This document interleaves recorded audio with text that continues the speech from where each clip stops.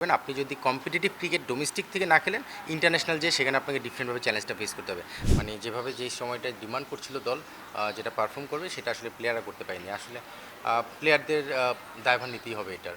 So স্বাভাবিকভাবে legends of Rupganj যে শুরু থেকেই চ্যাম্পিয়নের যে একটা দায়িত্ব বা একটা প্রেশার সেটা থাকবে। বাট আবাহনীকে ছাড়ার ক্ষেত্রে নিশ্চিতভাবে একটু ভাবতে হয়েছে ভালো মতোই। আমি আসলে পাকিস্তানকে খুব বড় দল হিসেবে চিন্তা করি না, কারণ পাকিস্তানের সম্পর্কে সবসময় আমরা প্রেডিকশন করতে ভয় পাই, বিকজ আমরা বলতে পারি যে কোনো কিছু হতে পারে। সো সেই জায়গা থেকে পাকিস্তান ভালো দল, নো ডাউট ইউএইচ এর তো ভালো দল নির্দ্বিধায় বলতে হবে। বাট আমাদের দলটা কিন্তু একদম খারাপ না। আপনি দেখবেন এবারে আমরা যে ম্যাচটাগুলো হেরেছি ইউএর সঙ্গে দুটো ম্যাচ, সেখানে কিন্তু ডিউয়ের কথাটা বারবার আলোচনায় চলে এসেছে। পাকিস্তানে কিন্তু সেই ধরনের ডিউ আমরা দেখছি না পিএসএলে। সো স্বাভাবিকভাবে সেটা যে একটা প্রতিবন্ধকতা ছিল সেটা থেকে আমরা বেরিয়ে আসতে পারছি। প্রপার ক্রিকেট খেলে আমার ধারণা যে পাকিস্তানের সঙ্গে আমাদের দিনে আমরা যদি এক্সিকিউশনটা পারফেক্টলি করতে পারি, অবশ্যই আমাদের সিরিজ জেতাও সম্ভব। এখানে একটা জিনিস সবাই এই কথাটা বলছে মিরাজের পক্ষে, আমি মিরাজের বিপক্ষে না। মিরাজের সঙ্গে আসলে যেদিনই দল স্কোয়াড দেওয়া হয়েছে সেদিনও মিরাজ আমাকে ফোন করেছিল, তো আমার সঙ্গে লম্বা ডিসকাশন হয়েছে। আমি মিরাজকে খুবই পছন্দ করি, সেটা পার্সোনাল জায়গা। বাট আপনি যদি টি-20 ফরম্যাটটা চিন্তা করেন, আপনি বিপিএলের সেরা পারফর্মার বলছেন, আমি একমত। প্রমাণ করেছে বিপিএলে আমাদের একমাত্র ফ্র্যাঞ্চাইজি টুর্নামেন্ট যেটা মেইন টুর্নামেন্ট টি-20, সেখানে সে যখন ম্যান অফ দ্য টুর্নামেন্ট হয়েছে তাকে দলে না নেওয়া হয়েছে, সেটা তো অবশ্যই প্রশ্নবিদ্ধ করে। তাকে দলে না নিয়ে যাকে নেওয়া হয়েছে বা যাদেরকে নেওয়া হয়েছে সেখানে যদি অপশনের সঙ্গে কম্পেয়ার করি, তাহলে মিরাজের অপশনটা চিন্তা করা যেত। কেন আমি বলছি, মিরাজকে আপনি কিন্তু ওপেনার হিসেবে চিন্তা করছেন না। আপনি বিপিএলে কত নম্বরে ব্যাট করেছে আপনারা কি ওইটা দেখেছেন? সে 1-2-3 ব্যাট করেছে, পাওয়ার প্লেতে ব্যাট করেছে, কিন্তু এখানে কিন্তু 1-2-3 মিরাজের জায়গা নেই, এটা একদম ফ্যাক্ট। তাকে মিডল অর্ডার হিসেবেই চিন্তা করতে হবে। সো মিডল অর্ডার হিসেবে চিন্তা করলে তার সঙ্গে কম্প্যারিজনে যারা ছিল তাদের সঙ্গে কম্পেয়ার করতে হবে। হ্যাঁ, আপনি মিরাজের 2টা ওভার বলিং, এটা একটা অ্যাডভান্টেজ আপনার জন্য। আপনি 4 ওভার বলিংয়ের একটা ঘাটতি রয়েছে টি-20 ক্রিকেটে, সেটা আমরা স্বীকার করি, সবাই স্বীকার করে, সেটা মানে সবাই একমত। ব্যাটিংটা যদি শুধু কনসার্ন করি, শুধু ব্যাটিং টু ব্যাটিং কম্পেয়ার করি, মিডল অর্ডার ব্যাটসম্যান হিসেবে মিরাজ কতটুকু কার্যকরী হতে পারে সেটা নিয়ে কিন্তু কোনো প্রুভেন পারফরমেন্স আমরা দেখিনি। মিরাজ কিন্তু বিপিএলে টপ অর্ডারে ব্যাটিং করেছে, বাংলাদেশ টিমে কিন্তু টপ অর্ডারে ব্যাটিংয়ের জায়গা নেই, এটা আপনার মেনে নিতে হবে। যেহেতু লিটন 3-এ ব্যাটিং করবে মোটামুটি সিলেক্টর বলেছেন, ওপেনিংয়ে যারা রয়েছে তারাও আমার মনে হয় যে বেটার সিচুয়েশনে রয়েছে। সো সেখান থেকে 4-এর হৃদয় খেলে 5-6-7 এসব জায়গায় মিরাজকে চিন্তা করার জায়গা। সো মিরাজকে বাদ দেওয়ার বিষয়টা আমি জানি না সিলেক্টররা কীভাবে চিন্তা করেছেন, বাট মিরাজকে যদি ইনক্লুড করা হয় মিডল অর্ডার জায়গা থেকেই চিন্তা আসবে। সেই অপশনে যেহেতু মিডল অর্ডার একজন ঘাটতি ছিল এই স্কোয়াডটায়, সেখানে মিরাজকে আবার ইনক্লুড করা হয়েছে। বাট মিডল অর্ডার যাদের সঙ্গে কম্পিটিশন, আমি যাদের নাম বলেছি, ইয়াসির রাব্বি, সোহান বা অঙ্কন, তাদের সঙ্গে কম্প্যারিজনে এনেই হয়তো সিদ্ধান্তটা নেবে। বাট মিরাজের 2টা ওভার একটা অ্যাডভান্টেজ হতে পারে। বাট আপনি প্রায়োরিটি দিচ্ছেন ব্যাটিংয়ে, সেখানে মিডল অর্ডারের ব্যাটিং পজিশনে মিরাজ কতটুকু সাকসেসফুল হবে সেটা একটা আলোচনার বিষয়, সেটা একটা ডিসকাশনের বিষয়, তারপরে সিদ্ধান্তটা আসবে। আমি আসলে এই বিষয়টা নিয়ে খুব একটা হোপফুল সিচুয়েশন দেখছি না, এটা ফ্যাক্ট। কারণ আসলে দেশের এই পরিস্থিতিতে সাকিবকে আসতে দেওয়া হয়নি বা খেলতে দেওয়া হয়নি। সো সেই অবস্থা যদি কন্টিনিউ হয় টিল ওয়ার্ল্ড কাপ, টি-20 ওয়ার্ল্ড কাপ, তাহলে সাকিব কোথা থেকে আসে? বাট সাকিব এমন একজন প্লেয়ার, সে ইনক্লুড হওয়া মানে দলের স্ট্রেংথ বাড়ে, এটা আমরা সবাই জানি। বাট স্টিল মাত্র কয়েকটা ম্যাচ আমরা পিএসএলে দেখলাম, রিদমটা পেতে একটু সময় লাগবে হয়তো, ফুল কোর্টে এখনও বোলিং করতেই দেখিনি। সো সব কিছু মিলে সাকিবকে একটা অবজারভেশনের মাধ্যমে যদি ভালো রিদমে থাকে, সাকিবকে নিয়ে চিন্তা করা যেতেই পারে। না, আসলে আগে থেকেই কোনো প্ল্যান ছিল না। স্বাভাবিকভাবেই গত বছর লেজেন্ডস অফ রূপগঞ্জের সঙ্গে আমার কথা হয়েছিল যখন, তখন অ্যাসিস্ট্যান্ট কোচ হিসেবে কাজ করার প্ল্যান ছিল। তো এরকম একটা আলোচনা চলছিল, ঠিক সেই মুহূর্তে আবাহনীর যখন অফারটা আসে তখন আবাহনী হেড কোচ হিসেবে দায়িত্ব পালন করি। তখনই তারা বলেছিল যে নেক্সট ইয়ার দেখা যাক কী করা যায়। বাট আমি আসলে চ্যাম্পিয়ন হওয়ার পরে স্বাভাবিকভাবেই দল চেঞ্জ করার ব্যাপারে খুব একটা চিন্তাভাবনা করিনি। বাট বাজেটের ব্যাপারে একটা আলোচনা তো থাকেই, যেটা গত বছরও ছিল, আমি দল বদলের সময় বারবার বলেছি। ঠিক একইভাবে এবারও কিন্তু আমি আবাহনীর সঙ্গে কথা বলেছি ডিটেল আকারে প্ল্যানটা কী, ওনারা কী চিন্তাভাবনা করছেন। বাট এই মুহূর্তে আসলে ওনাদের সাইড থেকে এখনও কোনো ক্লিয়ারেন্স পাওয়া যাচ্ছে না যে ওনারা কীভাবে বাজেটটা করবেন বা কী ধরনের চিন্তাভাবনা করবেন। তো স্বাভাবিকভাবেই বাজেট যদি আশানুরূপ না হয়, প্লেয়ার ধরে রাখার যে বিষয়টা থাকে সেটা আসলে খুব চ্যালেঞ্জিং হয়। স্বাভাবিকভাবেই গত বছর যেই বাজেটে যেই প্লেয়াররা খেলেছে, এই বছর হয়তো সেই বাজেটে এখনই টিম করতে গেলে খেলবে না। লেজেন্ডস অফ রূপগঞ্জ স্বাভাবিকভাবে গত বছরও বেশ অনেক টাকা দিয়ে টিম করেছে, এই বছরও তাদের চিন্তাভাবনা ভালো আছে, চ্যাম্পিয়ন করার জন্য মোটামুটি একটা হ্যান্ডসাম বাজেট তারা রেখেছেন। তো সেখান থেকে আসলে আমার কাছে মনে হয়েছে যে টিম চ্যাম্পিয়ন হলে স্বাভাবিকভাবেই আবার একটা চ্যাম্পিয়ন টিমে কাজ করার ইচ্ছাটা জাগে। এবং আবাহনী যেহেতু এখন পর্যন্ত সেই ধরনের কোনো চিন্তাভাবনা করেনি, সো স্বাভাবিকভাবেই লেজেন্ডস অফ রূপগঞ্জ যখন অফারটা করলো, এবং আমার মনে হয় যে টিম করার ক্ষেত্রে তাদের চিন্তাভাবনাটাও আমার সঙ্গে মিলে যায়, সব কিছু মিলে এই চিন্তাটা চেঞ্জ করা।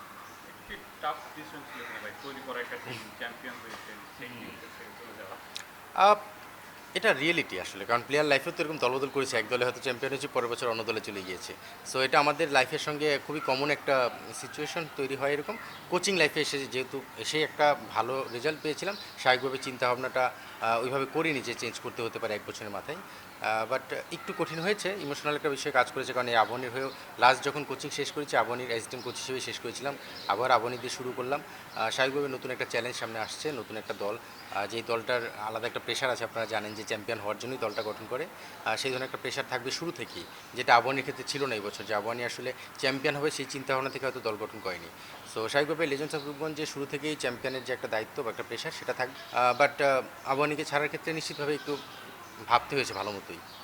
আমরা তো ভালো ক্রিকেট খেলিনি, এটা তো স্বীকার করতে হবে। ভালো ক্রিকেট কন্ডিশন ওয়াইজ আসলে যেভাবে খেলতে হয় জেতার জন্য, সেই জায়গাটা আমরা খেলতে পাইনি। এখন এটা নিয়ে অনেকেই ডিফারেন্ট অপিনিয়ন দিচ্ছে যে আমাদের মেইন প্লেয়ার ছিল না, বা অনেকে তাসকিন মুস্তাফিজ থেকে শুরু করে এই ধরনের বলাররা ছিল না। আসলে আমাদের এরা না থাকলেও তো আমাদের যারা ছিল তারাও ক্যাপাবল, অন্তত এই দলের সঙ্গে জেতার জন্য আমার মনে হয় যে এনাফ মানে ক্যাপাবিলিটি তাদের আছে। সেই জায়গা থেকে আমরা ভালো পারফর্ম করিনি। প্ল্যান তো নিশ্চিতভাবেই করেছে দল, এক্সিকিউশনটা খুব একটা ভালো হয়নি। মানে যেভাবে যেই সময়টায় ডিমান্ড করছিল দল যেটা পারফর্ম করবে সেটা আসলে প্লেয়াররা করতে পারেনি। আসলে প্লেয়ারদের দায়ভার নিতেই হবে এটার। তবে কিছু স্ট্র্যাটেজিক চেঞ্জ আমরা দেখেছি এবারের এই সিরিজটাতে। ব্যাটিং অর্ডারে কিছু চেঞ্জেস দেখেছি আমরা, পাশাপাশি টিম সাজানোর ক্ষেত্রে কিছু আমরা স্ট্র্যাটেজিক চেঞ্জ দেখেছি। সেটা হয়তো টিমটা নতুনভাবে একটা চিন্তাভাবনা করছে, যেটা 26-এ ওয়ার্ল্ড কাপকে কেন্দ্র করে সেটা পরিলক্ষিত হয়েছে অন্তত এই সিরিজে। সো সেই জায়গা থেকে কিছু এক্সপেরিমেন্ট করলে অনেক সময় সেটা ব্যাকফায়ার করে, বাট এই ধরনের এক্সপেরিমেন্টগুলো অনেক সময় লং রানে কিন্তু সাকসেস এনে দিতে পারে। সো সেই জায়গা থেকে পজিটিভ নেগেটিভ অনেকগুলো বিষয় এখানে রয়েছে।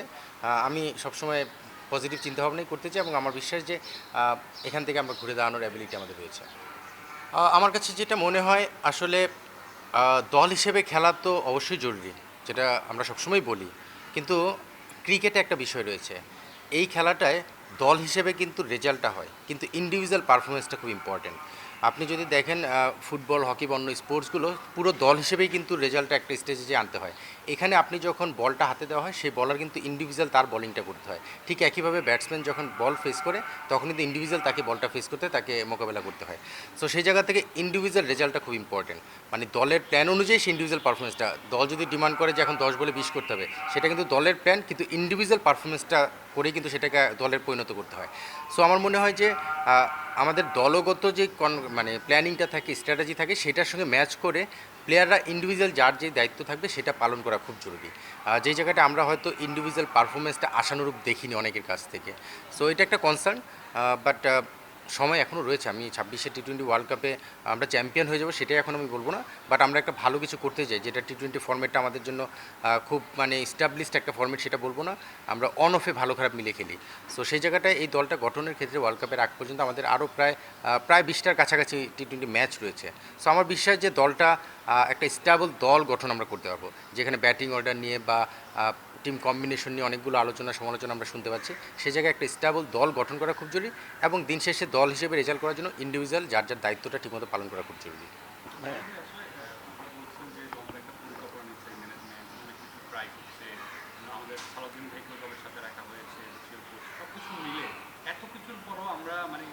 কেন বেরোতে পারছে না, মানে সমস্যাটা কোন জায়গায় মনে হচ্ছে যে ক্রিকেটারদেরকে যে দায়ভারটা দিচ্ছেন আজকে ক্রিকেটারদের সমস্যাটা কোন জায়গায়? ক্রিকেটারদের আপনি অনেক সময় আমরা কিন্তু মানে ক্রিকেটাররা যতটুকু পারে, যতটুকু তাদের অ্যাবিলিটি আছে তার বেস্ট দেওয়ার চেষ্টা করে, কিন্তু সেই অ্যাবিলিটিটা আসলে কিন্তু ইন্টারন্যাশনাল ক্রিকেটের জন্য সবসময় এনাফ না। আপনি দেখবেন যে আমাদের এগেনস্টে ইউএর একজন ব্যাটসম্যান যেভাবে ব্যাটিং করে গেলো, ওই ধরনের ব্যাটিং আমাদের মধ্যে কে করেছে? সো এটা কিন্তু ওর ক্যাপাবিলিটি, তার অ্যাবিলিটি। এই ধরনের আমাদের ব্যাটসম্যানদের মধ্যে এই ধরনের জায়গায় মানে এক্সট্রাঅর্ডিনারি দু একজন প্লেয়ার দরকার টি-20 ফর্মেটে স্পেশাল। আপনি দেখবেন যে টি-20 আমরা সবসময় বলি যে বড় দল ছোট দল বলে কিছু নেই, সেটা কিন্তু এই ধরনের একজন দুজন তিনজন প্লেয়ারের কারণেই হয়। আপনি ধারাবাহিকভাবে পারফর্ম করে যাবে, কনসিস্টেন্ট পারফর্মার এরকম আপনি দলে কিন্তু রেগুলার পাবেন, কিন্তু আপনার দুইজন বা তিনজন এক্স ফ্যাক্টর থাকে, এরকম কিছু প্লেয়ার লাগবে যেটা আপনাকে ডিফারেন্স করে দিতে পারে। সো সেই প্লেয়াররা আমাদের এখনও মানে তৈরি হচ্ছে। আপনি যদি বলেন শামিমের কথা, জাকের আলীর কথা বলেন, হৃদয়ের কথা বলেন, জাকের আলী আর শামীম হয়তো খুব বেশি দিন হয়নি, হৃদয় তার চেয়ে সময় অবশ্যই একটু বেশি সময় খেলেছে, বাট ওই এক্স ফ্যাক্টর বিষয়টা তারা ওইভাবে আমাদেরকে প্রমাণ করছে না, যেটা আমরা প্রত্যাশা করছি এই দলের কাছ থেকে বা ওই প্লেয়ারদের কাছ থেকে। সো আমার কাছে মনে হয় যে এক্স ফ্যাক্টর আছে এরকম দুজন তিনজন প্লেয়ার টি-20 দলে খুব ইম্পর্টেন্ট, যেটা চিন্তাভাবনা করার সময় এসেছে এবং চিন্তাভাবনা করতে হবে। আলটিমেটলি আলটিমেটলি আপনি টি-20 ওই যে ট্রেডিশনাল যেভাবে চিন্তা করি সেই চিন্তা নিয়ে করলে হবে না। টি-20 এমন একটা ফরম্যাট যেটা ওয়ার্ল্ড ক্রিকেটে আপনাকে সার্ভাইভ করতে হলে সেটাকে আপনাকে ডিফারেন্টভাবে চিন্তা করতে হবে। বিকজ আপনি যদি দেখেন ইউএই তারা টেস্ট খেলে না, নেপাল টেস্ট খেলে না, আপনি এরকম অনেকগুলো দেশ দেখবেন যারা টেস্ট বা ওয়ানডে নিয়ে চিন্তা করবে না, তারা শুধু টি-20টাই খেলবে। সো তাদের মধ্যে সেই এক্সপেক্টর বা ওই ধরনের প্লেয়ার কিন্তু ওইভাবেই তৈরি হয়ে আসে। সো আমাদের যারা এইভাবে তৈরি হয়ে আসতে পারে বা আছে তাদেরকে আমরা কীভাবে ইউজ করবো সেভাবে চিন্তা করার সময় এসেছে। পাকিস্তানে আসলে আমাদের বর্তমান দলের যে অবস্থা। আমার কাছে মনে হয় যে পাকিস্তানে বা একটা কোয়েশ্চেন আছে, সেটা হচ্ছে গত কিছুদিন আগে মিথুন এবং আমাদের গতকালকে সোহানও বলেছে যে এই 15-16 বছর বা 10 বছরে যেটা হয়েছে আমাদের ক্রিকেট কালচারটা আসলে অতটা শক্তিশালী পর্যায়ে যায়নি, যেমনটা আইপিএল বা রঞ্জিতেও যেরকমটা কম্পিটিটিভ ক্রিকেট হয়। সেক্ষেত্রে কি আমাদের প্লেয়াররা তো সারা বছর খেলার মধ্যেই থাকে, ন্যাশনাল টিমের এতগুলো সিরিজ এই দল খেলছে, হাই পারফরমেন্স খেলছে, তাছাড়া বিসিএল, এনসিএল, বিপিএল, ডিপিএল আছে, তারপরেও আমাদের এই সাফল্যের গ্রাফগুলো বা এটা পড়তির দিকে কেন? তাদের এই অভিযোগটা কি আসলেও ঠিক? আবার আমরা যদি একটু চিন্তা করি, সাকিব তামিমদের সময়ে, তাদের সময় তো এত কিছু ডেভেলপড ছিল না, তারপরে তো সাকিব তামিম, মুশফিক মাহমুদুল্লাহ, মাশরাফি এরা এসেছেন। আসলে আপনার কাছে বিষয়টা কী মনে হয়? এখানে আপনি দেখবেন ওয়ার্ল্ডে এখন ভালো ক্রিকেট খেলছে কারা। আপনি যদি দেখেন Australia, England, India, south Africa sometimes. So এদের আপনি ডোমেস্টিক স্ট্রাকচারটা দেখবেন, কারণ তাদের ডোমেস্টিক স্ট্রাকচার এবং ইন্টারন্যাশনাল স্ট্রাকচারের মধ্যে যে দূরত্বটা সেটা খুব কম। আপনি যখন ডোমেস্টিকে কনসিস্টেন্ট পারফর্ম করবেন না, কম্পিটিটিভ ক্রিকেট খেলবেন, আপনার ইন্টারন্যাশনাল ক্রিকেটটা সহজ মনে হবে। কোনো সময় দেখবেন আপনি ইন্ডিয়ান প্লেয়াররা যখন খেলতে নামে মনে হয় যে ইন্টারন্যাশনাল ক্রিকেট ওদের ডোমেস্টিকের চেয়ে সহজ। বিকজ ইন্টারন্যাশনাল ক্রিকেটে সহজ আর একটাই কারণ, তারা ডোমেস্টিকে ওই টাফ টাইমটা পার করে আসে, প্রচুর রান করে আসে, প্রচুর টাফ টাইমে বলিং করে আসে, ভালো ভালো ব্যাটারের এগেন্সটে বলিং করে আসতে হয়। সো ওই চ্যালেঞ্জটা থাকে আমাদের ডোমেস্টিকে। এটা সোহান মিথুন যেটা বলেছে, আমাদের ডোমেস্টিকে ওই স্ট্যান্ডার্ডটা আসলে ওই লেভেলের না। ডোমেস্টিক আপনি যতদিন স্ট্রাকচার ডেভেলপ না করবেন, আপনি যদি কম্পিটিটিভ ক্রিকেট ডোমেস্টিক থেকে না খেলেন, ইন্টারন্যাশনাল যে সেখানে আপনাকে ডিফারেন্টভাবে চ্যালেঞ্জটা ফেস করতে হবে। ফর এক্সাম্পল আমাদের একজন প্লেয়ার XY যেটা আমি যদি বলি, আপনি দেখবেন ডোমেস্টিকে হয়তো সে একটা 100 করলো, ওয়ানডে ক্রিকেট আমি ডিপিএলের কথা বলছি, একটা 100 করলো, সেই 100তে আপনি দেখবেন সে কয়টা সিঙ্গেল নিয়েছে। প্রথমে তার স্ট্রাইক রেটটা 50 বলে কত ছিল, আপনি দেখবেন প্রচুর ডট বল খেলেছে, সেখানে বাউন্ডারি মেরে সেটা কাভার করেছে।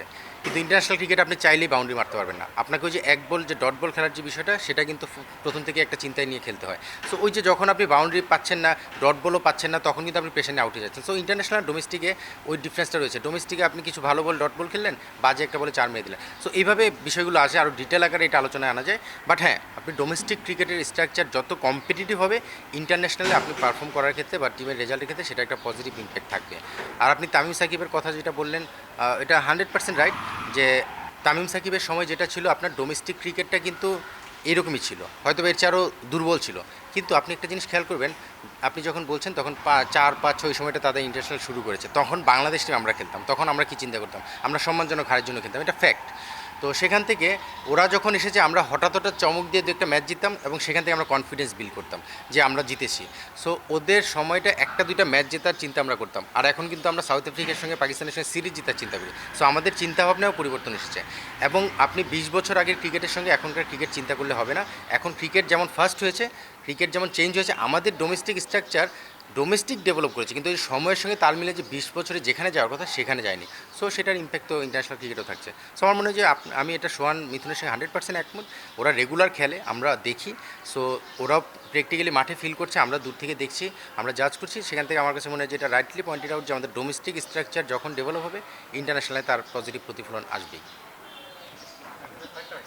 আর যেটা বলছেন যে লম্বা একটা আমরা একটা স্কোয়াড নিয়ে গিয়েছি, এর বাইরে গিয়ে আর কাউকে বাজিয়ে দেখার মতো দেখেন কিনা, যাদেরকে টি-20 করে বাজিয়ে দেখা যায়?